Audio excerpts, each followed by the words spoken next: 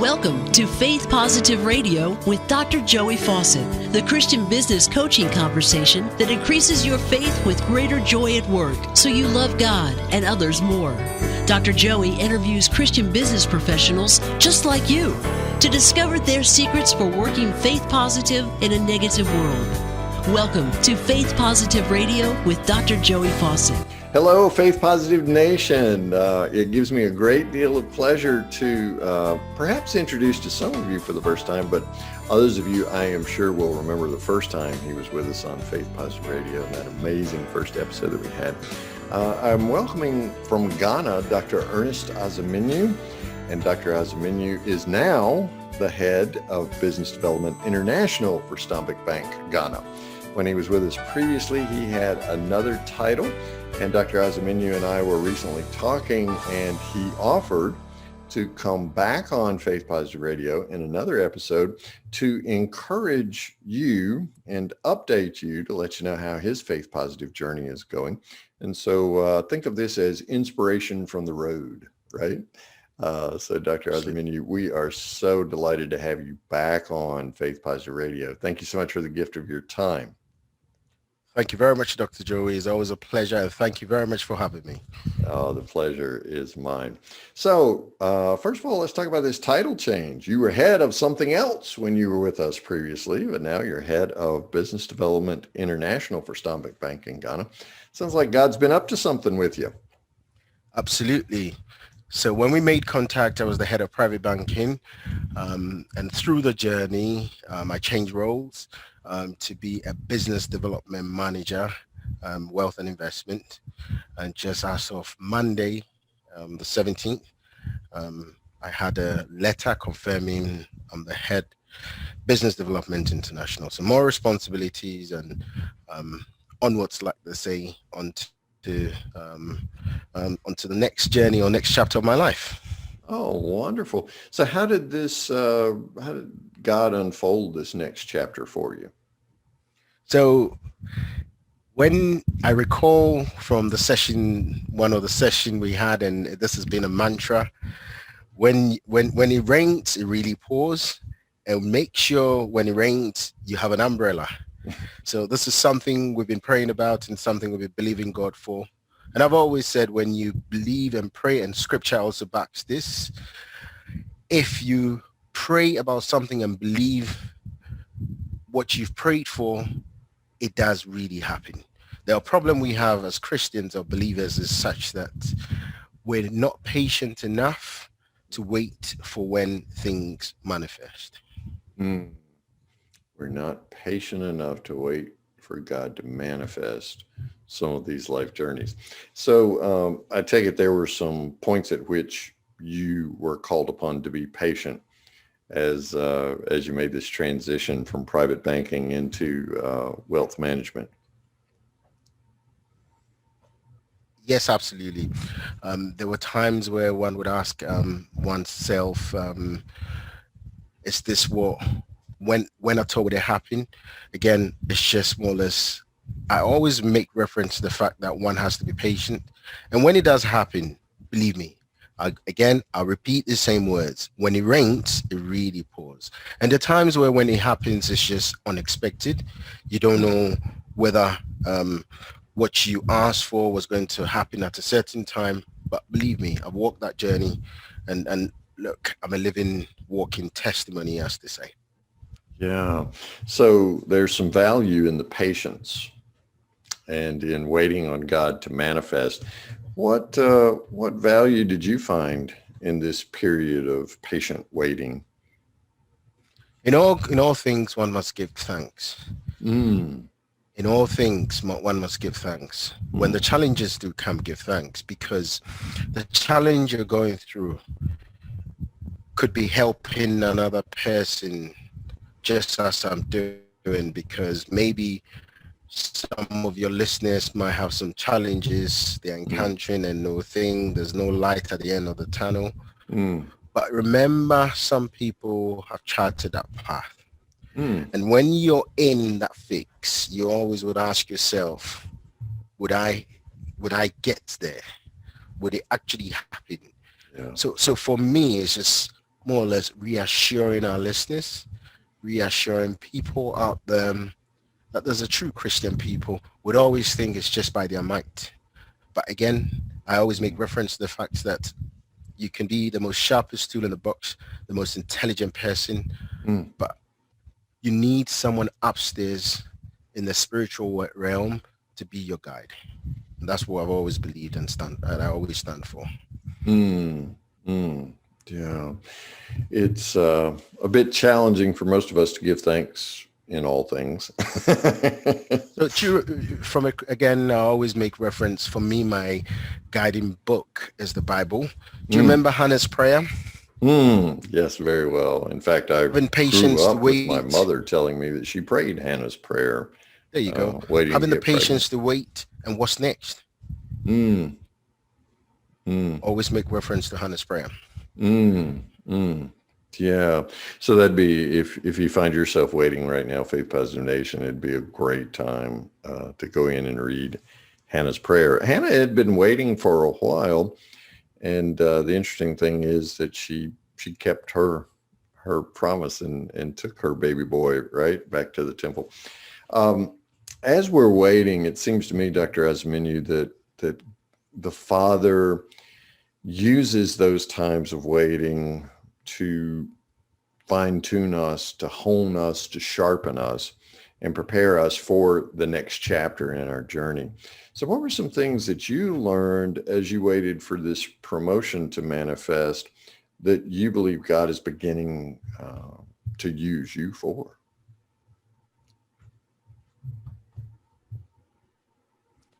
So again, I just want to quote and quote right, okay? Mm-hmm. When you pray for rain, be prepared to have an umbrella. So we just talk, we'll speak the old English Cockney way. When you pray, make sure you have a brolly, the creation story. For me, it's very important. God spoke, and order came out of chaos. So the question is, when he speaks out of chaos, beautiful things manifest. Yeah. So our role is to, in the midst of that chaos, continue to keep our eyes peeled for ways in which the Father is preparing to bring about that order, to bring out the beauty. Because just by speaking, he creates order out of the chaos. That's correct. Yeah, that's wonderful. So you mentioned someone who's a spiritual guide, that we all need those. Who in your work has been a spiritual guide for you, someone who helped mold you and shape you to prepare you for this time? Listen, I always take guidance from the Almighty. That's from the spiritual realm. And we need a father figure, none other than Dr. Joey. He's been an inspiration to me. And when I say inspiration, we speak at times when there's so much noise, there's so much chaos. He puts things into perspective. And what I love about my father, I make reference to him, is he makes you talk, he makes you speak. And you will notice quite a number of the times when you speak, you have the answers. So in answering your question, Dr. Joey has been an inspirational father figure to me. Well, I was not fishing for a compliment, but I'll receive that with all humility and with all gratitude. I appreciate that. But thinking back prior to our relationship beginning a few years ago, as we engaged in coaching, who are some persons who were significant to you and helped shape you as you grew in faith and in business? So I'd say my colleagues at work. Again, I treated each individual, or I continue to treat each individual as an individual. I see the good in people. I ask myself, how would I be like to have been treated in certain situations? Want of a better word, or using the analogy, my glass is always not half empty, or like they say, half full. I see the good in people, and I always give people the opportunity, the benefit of the doubt. And as we go on that journey, one would notice sometimes when things are done or things are said, we all need someone to hold our hands. Again, from the corporate world, we need each other to succeed. So one would notice from my own personal journey, I am where I am because of the good deeds my colleagues did for me. And in return, I paid them back by also helping them, some through personal circumstances, some through career. And along the way, we've even become good friends. Some people see me and call me mentor. Some people would always pick up the phone and speak to me about challenging issues they have. So for me, I've walked that journey with my colleagues. Boy, that's a most interesting answer. I love that. Now, you said something else interesting there, Dr. Asimenu. You talked about how in the corporate world we need someone to hold our hand, I think is the metaphor that you used. Share with Faith Positive Nation some ways in which you as a servant leader seek to hold people's hands. So I make reference to the book. All vampires come to mind. Energy zappers. Okay. Yeah. Vampires. Yeah. Can you imagine having these two together? An Eeyore from Winnie the Pooh, the character, and also a vampire. But for me, we need to see the good in people. One can be very negative in everything that they do, but give people the benefit of the doubt. For all you know, they could be going through a personal challenge where they needed a shoulder to cry on. Again, before COVID, we spent most of our time in the office together, than even spending time with some of us with families on the other side of the continent. So we're one big family. And again, it's very important. The closer you get to people, the more you see the good in people, and always give people the benefit of the doubt. The closer you get to people, the more you see the good in them. That's a perspective that sometimes isn't present in the corporate world, and yet you as a Jesus follower in the corporate world use that as an opportunity to see Christ more in others. That's really countercultural to what's going on in the corporate world so often. So I'm sure there are people who regard you as being a little outside the norm as you do that. How do you respond to those people who say, yes, but? In other words, you say the closer we get to people, the more we're seeing the good, but how do you respond to those people who say, yes, but the closer you get to people, sometimes you see the bad in them?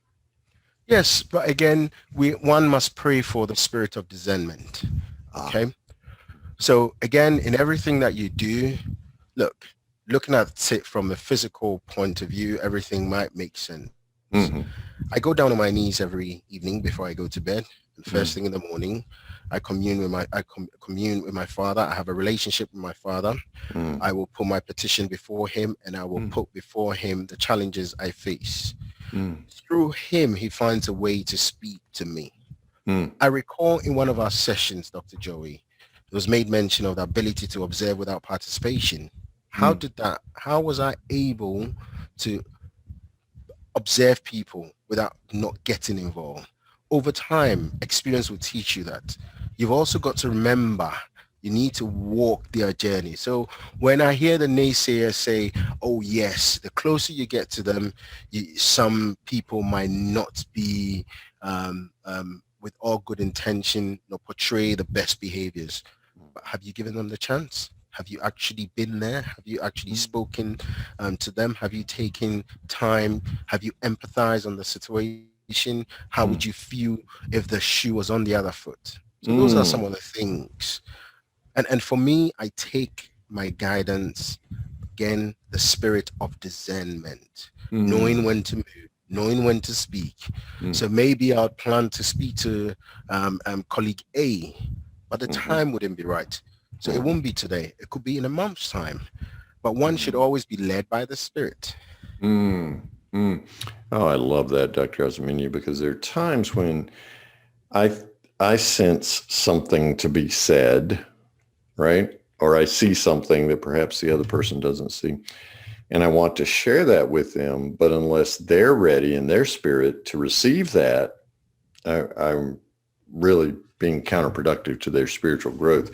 So it's a bifold process there. There's hearing the message from the Spirit, And then there's discerning the time when that individual is ready to receive that. That's very, very helpful. Now, you mentioned these challenges and empathizing with their challenges and things like that. During COVID, you experienced some challenges. You were separated from your wife and newborn daughter for a period of time, weren't you? How many months was that? So Elon was born, I left. So I hadn't seen Elon for about 6 months. 6 months. Yes, Newborn. 6 months. Wow. Well, so what was that like getting to see her for the first time and 6 months had passed? What was that like for you? Amazing, the best experience. I've made a vow never for us to be apart again. Ah. Again, wherever I am in the world, by any means necessary, we have to be together. Yeah. I am sure during those 6 months you were imploring the Father to make it so that you could be together. How did you had to be. How did you make it during those 6 months? I mean, it must have been terribly difficult. It was very difficult. The situation was such that the whole world was in, there was a pandemic. Right. Flights were grounded. Right. There was no way physically I could get them. The option was to be on one of the chartered flights to get back home. At the time, because we had a newborn, the virus was, everything was just up in the air. Yeah, it was locked down. Was I going to put myself and my daughter in harm's way by taking that big risk on getting on a chartered flight? Absolutely not. So again, everything happens in his own time. Yes. Look months down the road, months down, we're counting down and we're enjoying every minute of the time that was lost. Again, I cast my mind back, and this has even shaped us as a family. We've made a pact, we'll never live apart. Family is very, very important. Wow. Yeah, trusting God with that timing. I love what you said there, because you took the long view. I mean, the momentary, temporary action seemed to be to get on that chartered flight and go be with them. However, you took that long view and said, I don't want to risk contaminating them. I don't want to risk bringing the virus to my newborn daughter and her mother. So you took that long view. How has taking the long view benefited you in business and other ways, Dr. Asimenu? So this was a time when, whilst I needed to be close to family, I considered my colleagues as family too. This was an experience in my generation would never experience. I was fortunate enough with technology to have Zoom, to have WhatsApp videos. So it felt as though I was living the virtual world by being a father.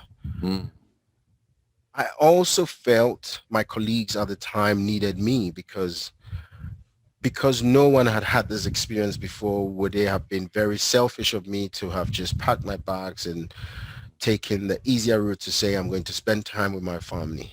They are also my family, or they were my family at the time. And being the leader and being the responsible person that I am, I felt the need to be around to see, so we can all be together to see everyone sail through the hard times that we went to, which then made me make that conscious effort to visit each one of them. For me, it meant so much to me to say, dear colleague A, dear colleague B, we're all in this together. I haven't seen you in a very long time. Conditions have slightly been relaxed. And this is the time to say, I thank you for all that you've done for me as an individual. And I thank you for the work you've done for the organization we work for. So for me, it was just a morale booster. And for my colleagues to say, as the captain of the ship, you just don't leave the ship when the ship is sinking. You needed to be around them. Wow. So it was that long view, not only for the benefit of your family, but for your team as well. Mm. So that they obviously responded with gratitude, but I suspect their performance rose, and they rose to the challenge as well, didn't they? Absolutely. So not talking about numbers here, not talking about how much. For me, again, number is a number, profit is profit. Mm-hmm. It's how you make individuals feel. Mm. You get 200% without not even asking. Mm. It's just making sure they're happy, making sure they know they have a sounding board, making them understand the importance of being together as one team. So for me, it wasn't so much. I could have taken on that chartered flight to go back and then manage from afar. It would have made any Mm-hmm. difference. Mm. But there comes a time where we need one another. So Mm. in answering your question, yes, morale was very high, and colleagues felt they needed me around them. And believe me, I also needed them Mm-hmm. because going back when things were gradually getting into normal, how would I feel not seeing a colleague over a year? Mm-hmm. That's not what I Mm-hmm. stand for. Yeah, exactly. So productivity followed morale, and of course, profitability, as you indicated, follows that productivity. You found a very unique way of reaching out to your newfound family, your colleagues, uh, during the pandemic. Share with us what you did. So some of the things we did was we would work Monday to Friday. Uh, Mm-hmm. we would work I mean productive hours Monday to Thursday. And Mm-hmm. on the Friday, we would have a fun Friday. Mm-hmm. So we were thinking virtual. We went on a cruise. We went You to the went on a beach. virtual cruise. We went on a virtual cruise. How We about went to that? Where did you cruise to? where did we cruise to? Was it the Mediterranean? I believe or was it the Caribbean? I Oh, recall did you? it was so much fun. It was so much fun. And again, remember, going through that period, you needed to tease the creative being in individuals because Ooh. these are individuals Important. who will be dealing with clients face to face, Mm-hmm. and the role at the time or the job that we did, we are trusted advisors. So one Mm. is expected to think outside the box.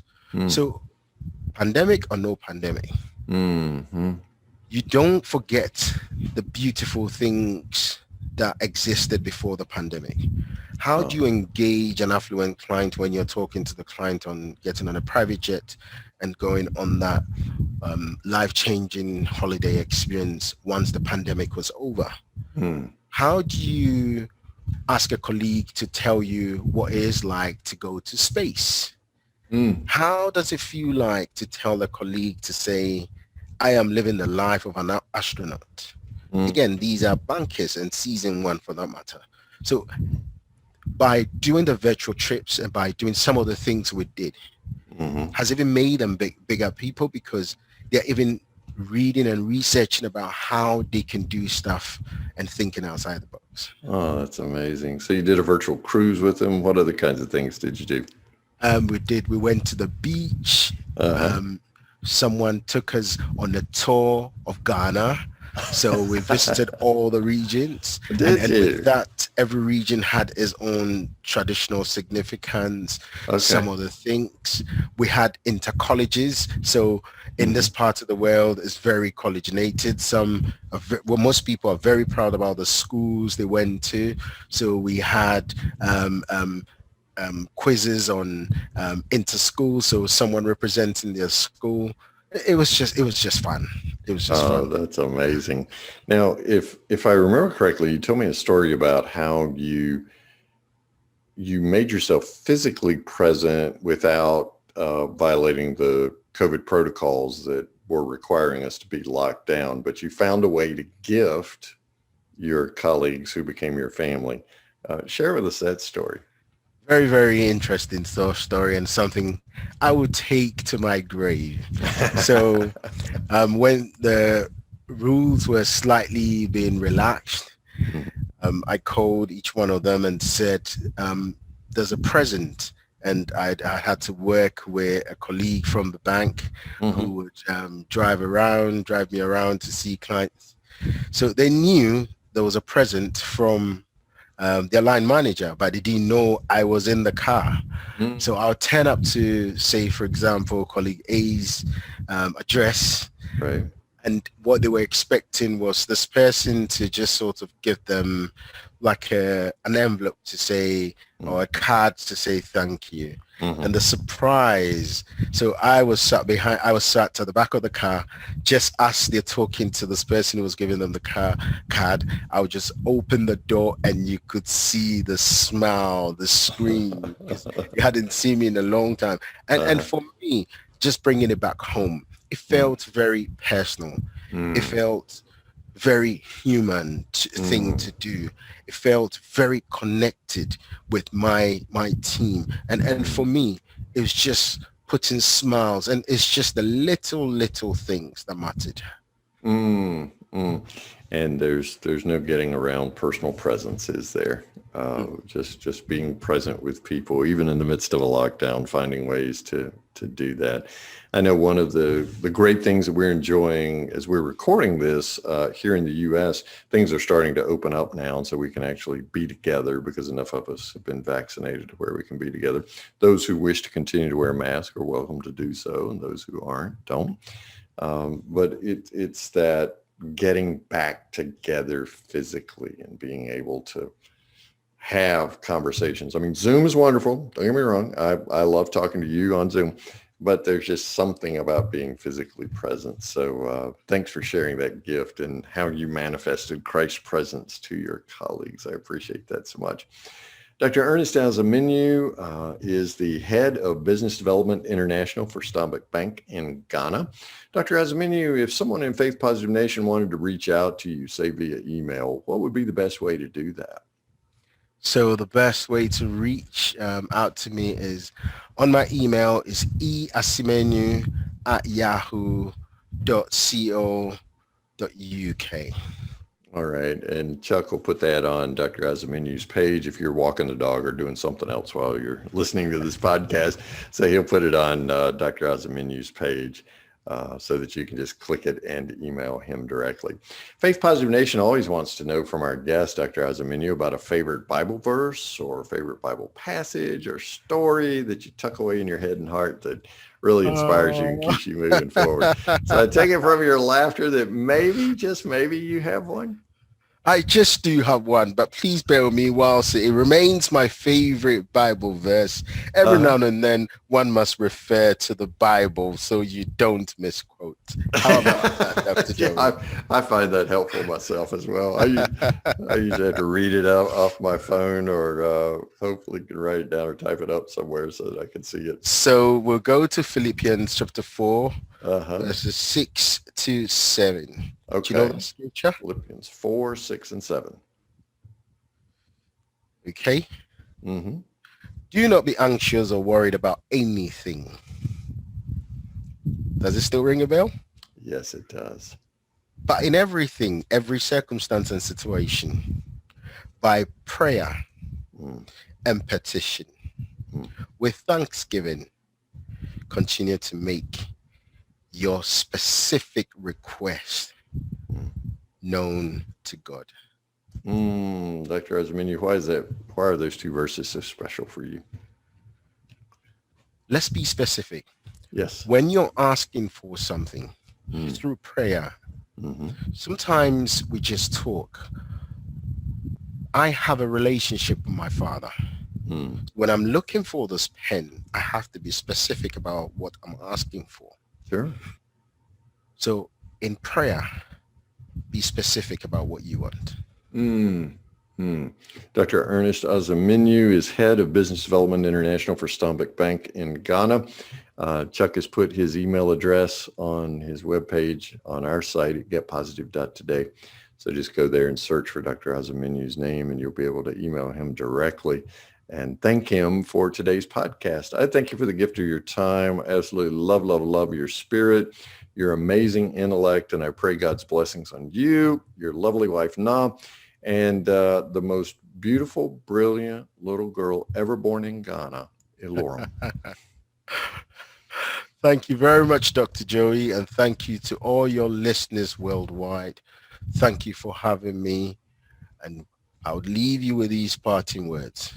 When you pray for rain, be prepared to have an umbrella. Thank you for having me. God bless you, son. God bless you, sir. Thanks for listening to Faith Positive Radio, the Christian business coaching conversation that increases your faith with greater joy at work so you love God and others more. Suggest guests and ask questions when you email Dr. Joey at info@getpositive.today. And be sure to get your free gift of the 5 positive business conversations to have today coaching program at getpositive.today. Until next time, may God bless you with everything your heart can hope for and more than your mind can imagine.